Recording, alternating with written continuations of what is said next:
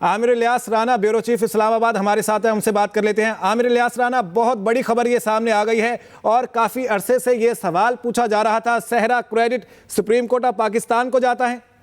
देखें, ये चीजें क्लियर थी और हम 12 ये बात कह चुके थे कि इलेक्शन कमीशन जब सुप्रीम कोर्ट तारीख की बात करेगी तो डेट दे देगा, लेकिन शेड्यूल 30 नवंबर के साथ ही होगा जब हल्का बंदियां मुकम्मल हो जाएंगी। गुज़श्ता समाअत पे जब सुप्रीम कोर्ट ने बात की थी, जस्टिस असम मिनल्ला ने की, चीफ जस्टिस ने की, तो ये बात क्लियर थी कि सुप्रीम कोर्ट हर सूरत में तारीख लेगी। अब सदर मुमलिकत जो सियासत करते रहे बुनियादी तौर पे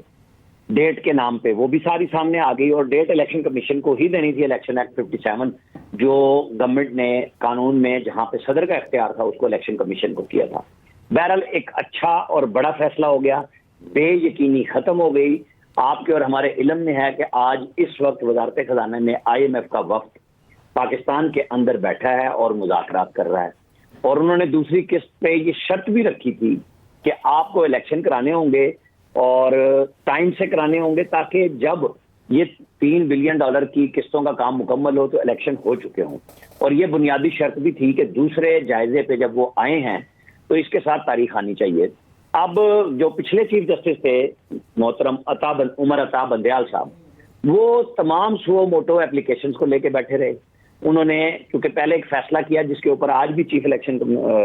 जस्टिस ने कहा कि ऑर्डर ऑफ द कोर्ट दिखाएं कि वहां पे कोई तारीख के लिए ऑर्डर था, तो वो PTI के वकील भी नहीं पेश कर सके। और जो लोग आए थे पटिशनर बन के कि कोर्ट ने ऑर्डर क्यों नहीं किया, ऑर्डर 21 अरब रुपए देने का था, इसके अलावा कुछ नहीं था, और उस पर भी उन्होंने क्वेश्चन मार्क किया। अब बहरहाल जब समाअत मुकम्मल होती है, इसके ऊपर जब तहरीरी फैसला आएगा, क्योंकि जो काम पिछले दौर में 3 रुकनी बेंच के साथ होता रहा है और आइन को रीराइट भी 63A में किया, जो परसों एक केस में चीफ जस्टिस ने कहा कि आइन की तशरीह 5 रुकनी बेंच से कम नहीं होनी चाहिए। और आज भी PTI के और एक दूसरे वकील ने तासुर दिया कि ये मामला ऐसा है कि पहले से तशरीह होनी चाहिए, तो उन्होंने कहा कि आप बेंच तोड़वा के 5 रुकनी बेंच बनवाना चाहते हैं आइनी तशरीह के लिए, ताकि मामला और लेट हो, और हम आज ही तय करेंगे। तो चीफ जस्टिस ऑफ पाकिस्तान और बेंच की डिटर्मिनेशन को देखते हुए मुख्तसर समाअत हुई और फैसला भी आ गया कि इलेक्शन कमीशन जो तैयारी करके बैठा हुआ था, क्योंकि उन्होंने प्रेस रिलीज जो जारी की थी जब 14 दिसंबर की बजाय 30 नवंबर हल्का बंदियों की डेट रखी थी, तो साथ ही उन्होंने कहा था कि जनवरी का आखिरी हफ्ता था, तो लोगों के जहन में था कि 28 जनवरी को संडे को इलेक्शन हो सकते हैं। क्योंकि मैं जब भी वहाँ इलेक्शन कमीशन गया और वहाँ पे जराये से गुफ्तगू हुई तो वो यही कह रहे थे कि जी हम कोई भी इतवार रखेंगे और वो हो सकता है कि वो 28 हो, वो 4 फरवरी हो या 11 फरवरी हो, इससे आगे नहीं जाएंगे, क्योंकि उनके जो इंतजामी मामला थे।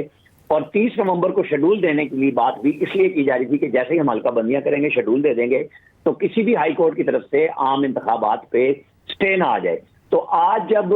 सुप्रीम कोर्ट में डेट दे दी गई है, तो हल्का बंदियां जब हतमी तौर पर शाया होंगी तो फिर जिस पे कोई इतराज होगा उस हल्का बंदियों को कोर्ट देख लेंगी, लेकिन ओवरऑल इलेक्शन को अब स्टे नहीं होगा, क्योंकि सुप्रीम कोर्ट के अंदर जाके किया गया। और इसका एक बड़ा तफसीली फैसला यकीनी तौर पे आएगा, क्योंकि चीफ जस्टिस ने जिस तरीके से पिछली दफा कहा था ना कि आइन की खिलाफवर्जी हम नहीं होने देंगे, और हम बार बार ये बात कह रहे थे कि ये पॉलिटिसाइज नहीं होंगे चीफ जस्टिस ऑफ पाकिस्तान, इन्होंने आइन को मुकद्दम रखना है। और उन्होंने जब अपनी पहली समाअत की थी प्रैक्टिस एंड प्रोसीजर एक्ट पे, तो सबसे पहले जिन चीफ जस्टिस इफ्तिखार मोहम्मद चौधरी मोहतरम ने इनको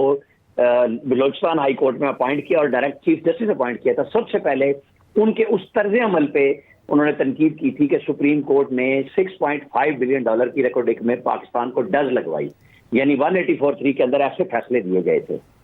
तो ये बात उन्होंने वहां पे समझाई। फिर जब इलेक्शन की पिछली दफा हियरिंग हुई 90 दिन वाली, तो आज के लिए 2 तारीख रखी थी कि उसमें विफाक को और इलेक्शन कमीशन को नोटिस दिया था, तो बिल्कुल क्लियर था कि अब ये पहले की तरह खेला नहीं जाएगा, बल्कि इसके ऊपर फैसले होंगे। तो फैसला आ चुका हुआ है। अब 11 फरवरी एतवार 2024 को इलेक्शन होंगे। सियासी जमातों को अब अपनी अपनी तैयारी करनी है। जिनके ख्याल था कि इलेक्शन नहीं करा रहे, एस्टैब्लिशमेंट नहीं कराएगी, अदलिया साथ मिली हुई है, तो आज वो सारी चीजें खत्म हो गई, सबको जवाब मिल गया। अच्छा आमिर इलियास राना, क्या कहेंगे इस सिलसिले में कि ये सब कुछ अचानक नहीं हुआ? इलेक्शन कमीशन ऑफ पाकिस्तान पहले ही ये तय कर चुका था कि 11 फरवरी ही तारीख होगी। चूंकि अब सुप्रीम कोर्ट में समाअत चल रही थी तो बता दिया गया, बहुत अहम मामला था, सब यहीं फंसा हुआ था। सुप्रीम कोर्ट के अंदर से ही इसकी आवाज क्यों आई, क्या कहेंगे इस पर? देखिए, सुप्रीम कोर्ट में तो पहले जब चीफ जस्टिस उमर अता बंदयाल थे, उन्होंने कहा था कि आई हमारे पास दस्तक देने आया जब स्पीकर की तरफ से खतूत आए कि जी आप हमें तारीख लेके दें, क्योंकि गवर्नर पंजाब कह रहे हैं मैंने असेंबली नहीं तोड़ी, मैं तारीख नहीं देता, और केपी के गवर्नर ने असेंबली की तोड़ तो दी, खुद ब खुद नहीं टूटी 48 घंटे में, लेकिन तारीख वो भी नहीं दे रहे। तो ये उस वक्त से एक मसला चला था, लेकिन कोर्ट का फाइनल ऑर्डर मौजूद नहीं था। आज भी बताया गया, जो चीफ जस्टिस ने कहा कि दिखाएं कोर्ट का ऑर्डर कहाँ है जहां पे इलेक्शन की तारीख हो, वहां जो हतमी फैसला है वो पैसे देने का है। तो अब ये चीजें जो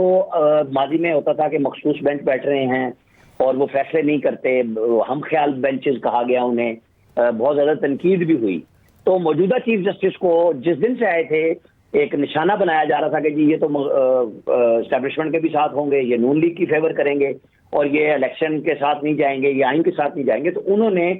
पार्लियामेंट की बालादस्ती को भी तस्लीम किया। 9 जजेस ने 15 में से उन्होंने फैसला दिया कि प्रैक्टिस एंड प्रोसीजर एक्ट ठीक है, और उसके बाद से जिन को कहते हैं ना केसेस को चूम के साइड पे भारी पत्थर की तरह साइड पे रखा गया था,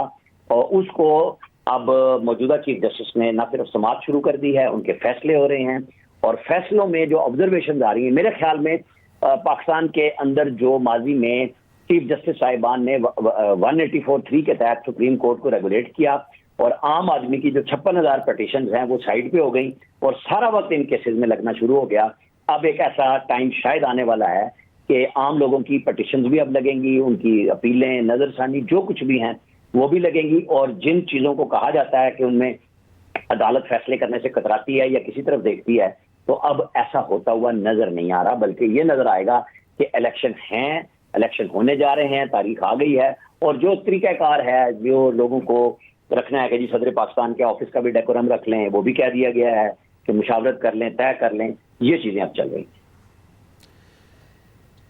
ठीक है, आमिर इलियास राना आप हमारे साथ मौजूद रहेगा। अमीर जमात इस्लामी कराची हाफिज नईमुर रहमान साहब हमारे साथ हैं, उनसे बात कर लेते हैं। बहुत शुक्रिया सर आपके वक्त के लिए। क्या कहेंगे सुप्रीम कोर्ट ऑफ पाकिस्तान की जानिब से ये आज समाअत हुई 90 रोज़ में इंतखाबात के हवाले से, और इलेक्शन कमीशन ऑफ पाकिस्तान ने इंतखाबात की तारीख का ऐलान कर दिया है, क्या कहते हैं?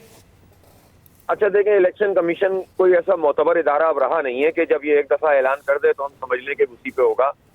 इलेक्शन कमीशन तो अब ये देखता है कि जिस पार्टी को सपोर्ट उसे करना है उस पार्टी के लिए रास्ता हमवार हो गया है कि नहीं हो गया, और उसके बाद ये अमल करता है। और ये पूरा अमल हम देख चुके हैं कराची में, किस तरह उन्होंने पीपल्स पार्टी की ए टीम का किरदार अदा किया। 4 मरतबा उन्होंने इलेक्शन को कैंसिल किया था यहाँ पे, और फिर उसके बाद जब करवाया तो उसमें जितनी जालसाजी हुई है उसमें सब शरीक जुर्म रहा है इलेक्शन कमीशन। अभी भी तो इन्होंने जनवरी के अख्ताम पर ऐलान किया था ना कि हम करेंगे, और फिर उसके बाद 11 फरवरी कह रहे हैं, क्या पता ये कल 11 मार्च और 11 अप्रैल कह दें। तो इसलिए ये तो यकीनी बनाना होगा सुप्रीम कोर्ट को कि वो उनको पाबंद करें, और उनसे पूछे तो सही कि आपकी वोटर लिस्ट दुरुस्त हुई कि नहीं हुई, आपने हल्काबंदियां कैसी की हुई हैं। और मैं तो उससे पहले, जाहिर सी बात है, अब तो एक बात करो, सर खोलो तो सर बंद करो तो पैर खुल जाते हैं, और पैर को चादर डालो तो सर खुल जाता है। जाली मर्दमशुमारी पर ये इलेक्शन हो रहा है ना, जिसमें कराची की 9 से 10 सीटें खाली गई हैं।